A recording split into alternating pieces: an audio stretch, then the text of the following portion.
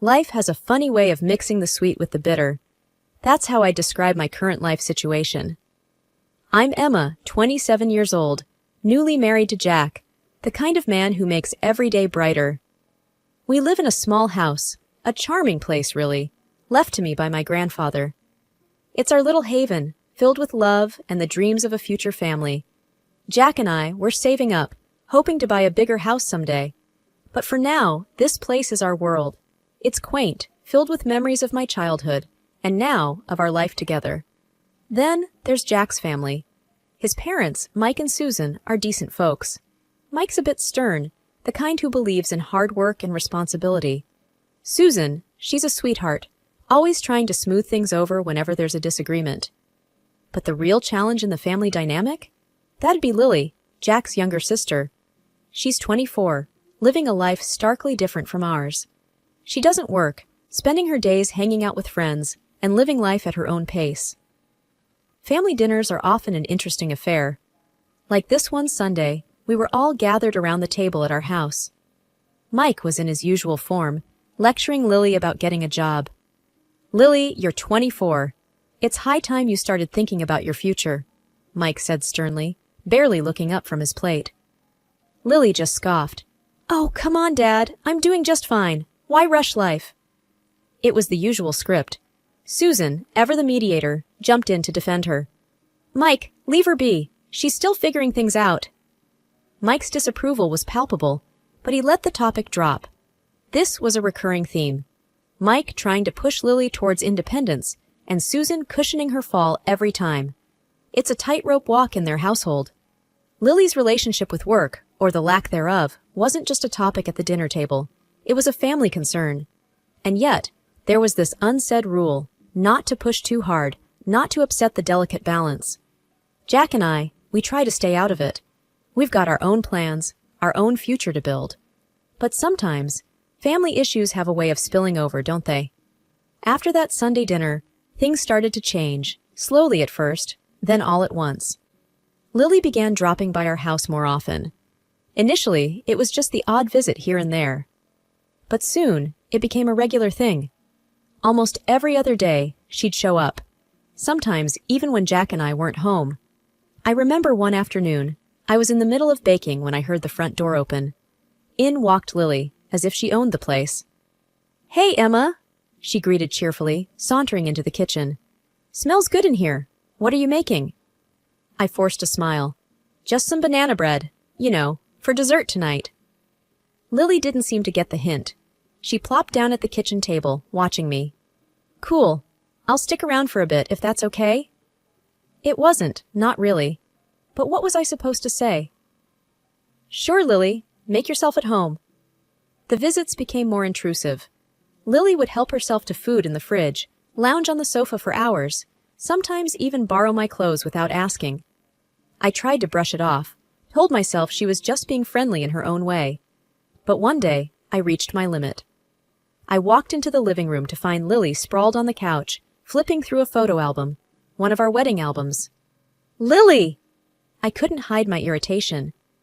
"That's private. Can't you ask before going through our things?" She looked up, seemingly unfazed.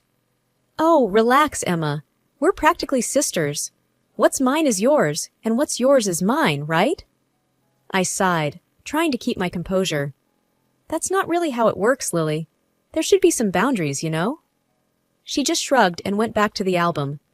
I felt this wave of frustration, but I swallowed it down. No use arguing. Jack noticed the tension, too. One evening, after Lily had left, he found me sitting on the couch, lost in thought. "What's up, Em?" he asked, sitting down beside me. I looked at him, the words spilling out. "It's Lily. She's here all the time, going through our stuff. It's like we don't have any privacy anymore." Jack frowned. "I know, I've noticed. I'll talk to her, okay? She probably doesn't realize she's overstepping." I nodded, though I wasn't sure talking would help. Lily had this way of just brushing off any criticism, laughing it away like it was nothing. True to his word, Jack spoke to Lily a few days later. I wasn't there for the conversation, but he told me about it afterward. He said he'd been gentle but firm, explaining that while she was always welcome, She needed to respect our space and privacy. She took it well, Jack assured me. Said she didn't realize she was being a bother. She'll back off. I wanted to believe him, but there was a part of me that doubted things would change. And, as it turned out, I was right. The visits continued, and with them, the tension grew. It was like walking on eggshells in my own home, never knowing when Lily would pop up next. The situation with Lily escalated quicker than I expected. It was a Tuesday afternoon, one of those rare days when I had the house to myself. Or so I thought. I was upstairs, tidying up the guest room, when I heard a noise from our bedroom. My first thought was Jack had come home early, but a peek down the hall confirmed my worst suspicion. It was Lily. There she was, in our bedroom, rummaging through my dresser. My heart pounded with a mix of anger and disbelief as I watched her casually pull out my clothes, examining them as if she was in a store.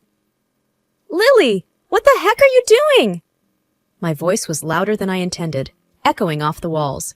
She jumped, clearly not expecting to get caught. "Oh, Emma, it's just you.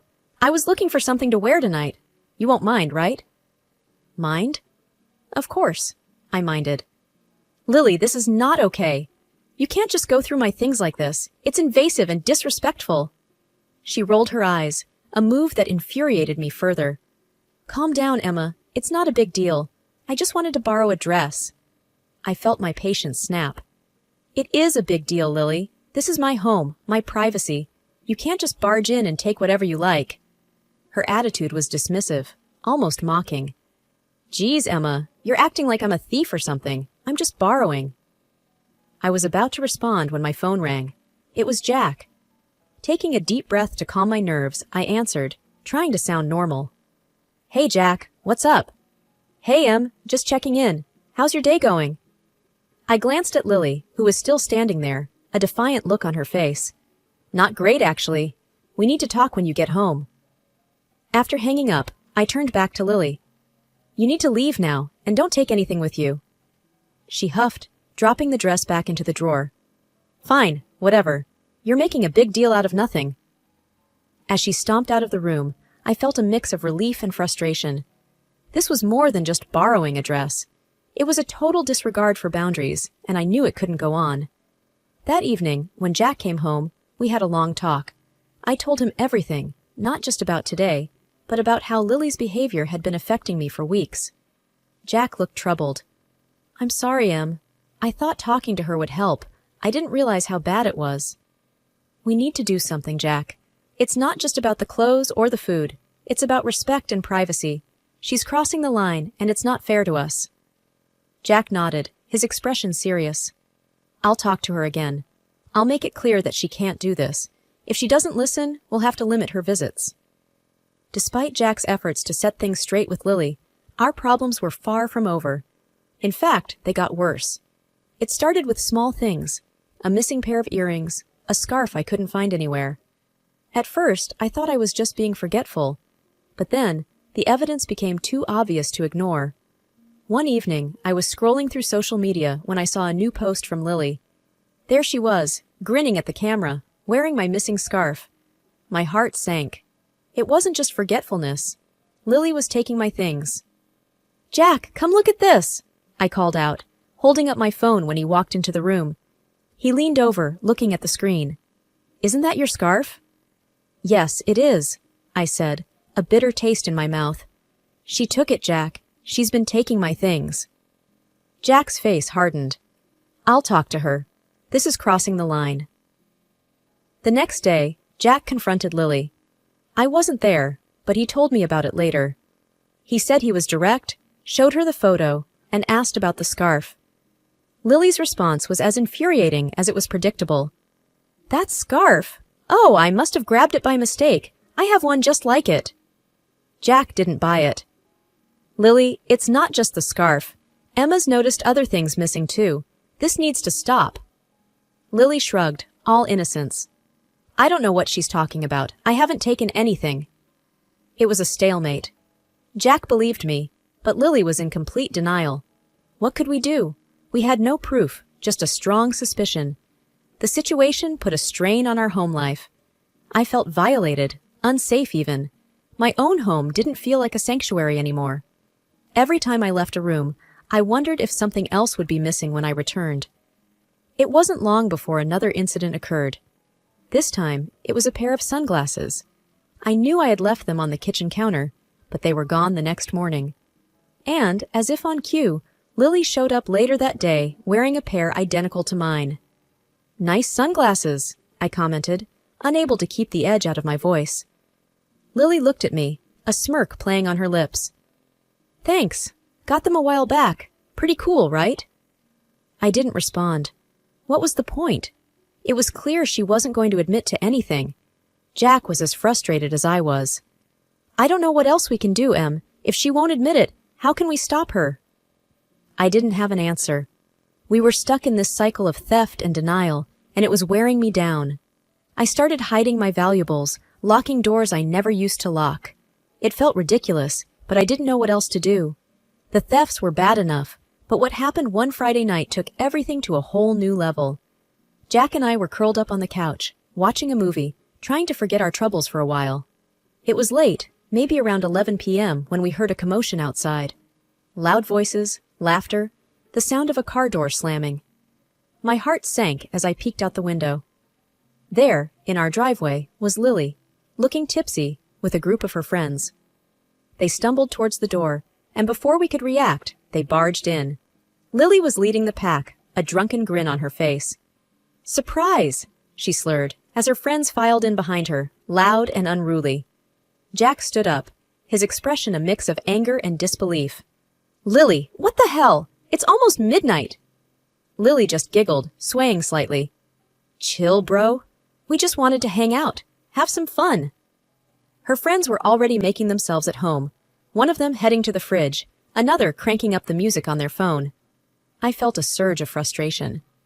"This is not okay, Lily. You can't just show up like this, especially not this late." Lily waved her hand dismissively.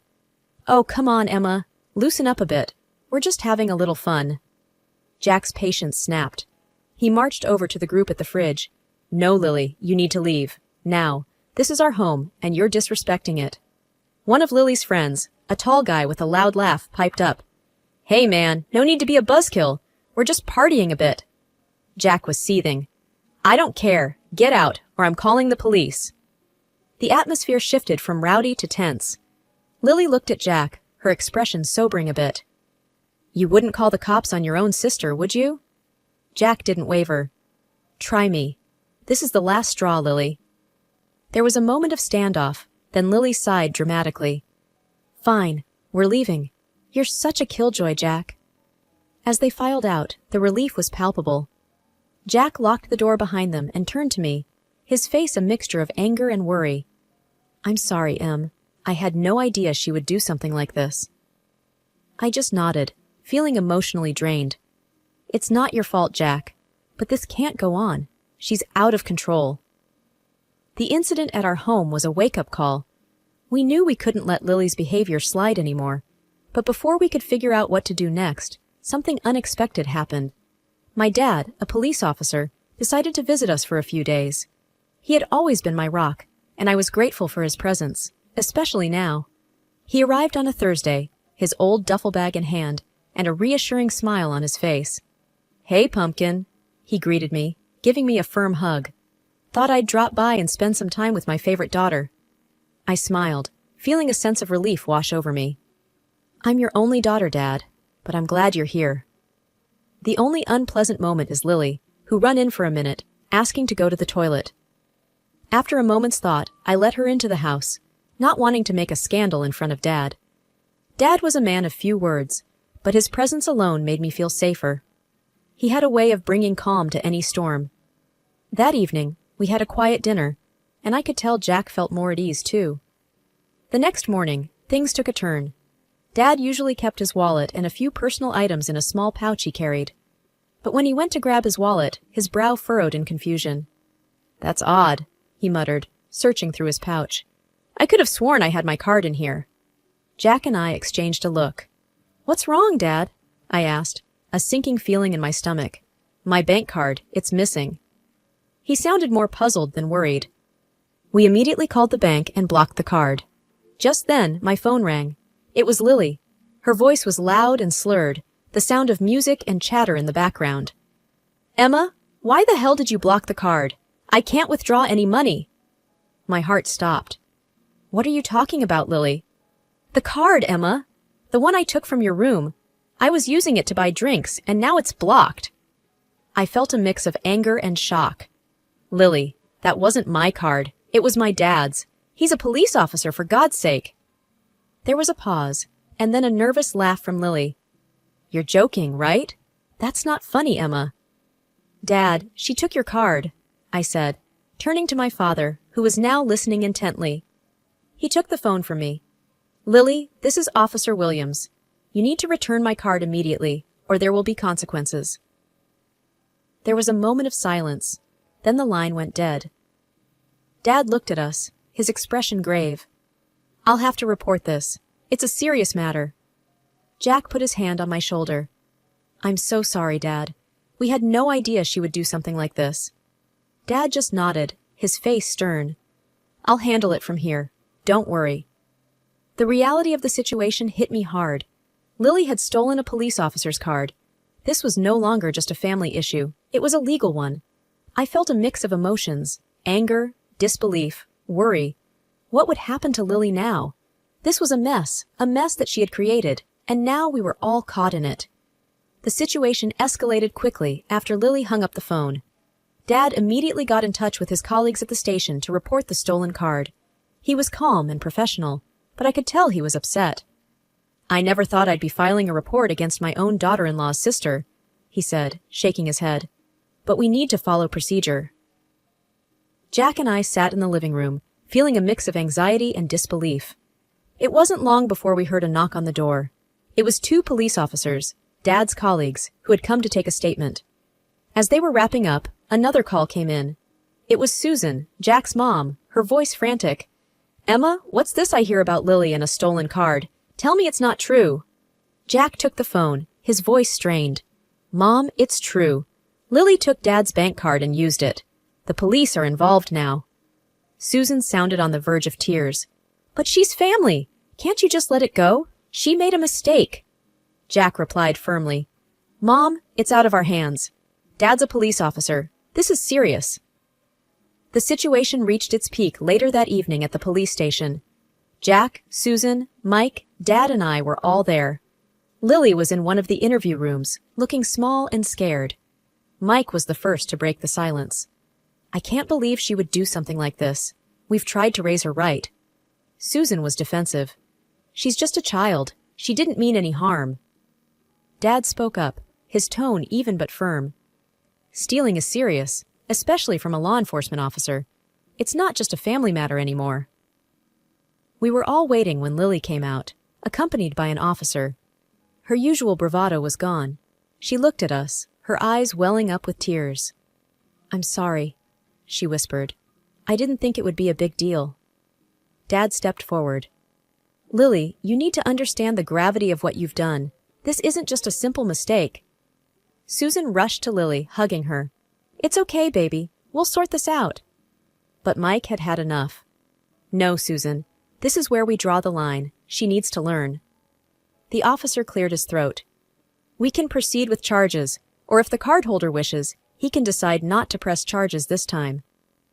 Dad looked at me and Jack, then at Lily.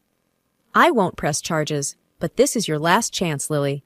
Any more trouble, and it's out of my hands." Lily nodded, sniffling. "I promise. No more trouble."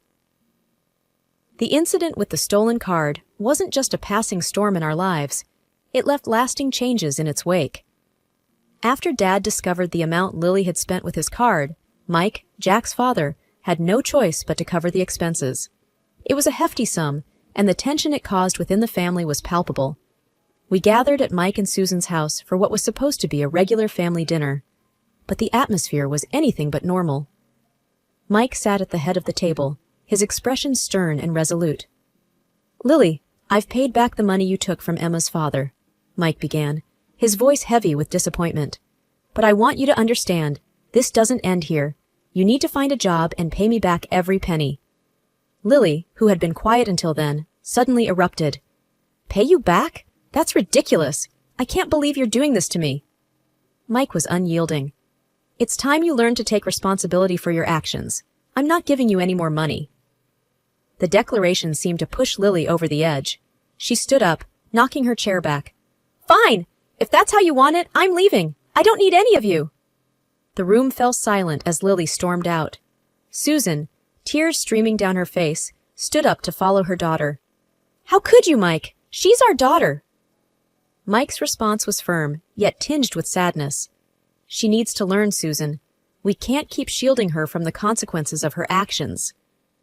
With a final sob, Susan left the room, leaving a heavy silence behind. In the months that followed, the family dynamic shifted dramatically. Susan and Lily moved out, renting a small apartment. Mike, though heartbroken, stood by his decision, believing it was for the best. Jack and I watched from the sidelines, hoping that Lily would come to her senses. However, occasional glances at her social media profiles told a different story. Pictures of nights out, new clothes, and the same carefree attitude. It seemed Lily hadn't learned much from the ordeal. As for Jack and me, the whole experience brought us closer.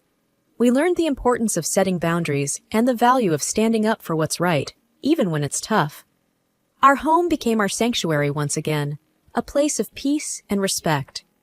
Looking back, I realized that every family faces its trials. Ours was a difficult one, filled with tough love and hard decisions. But through it all, we learned valuable lessons about responsibility, respect, and the sometimes painful process of growing up.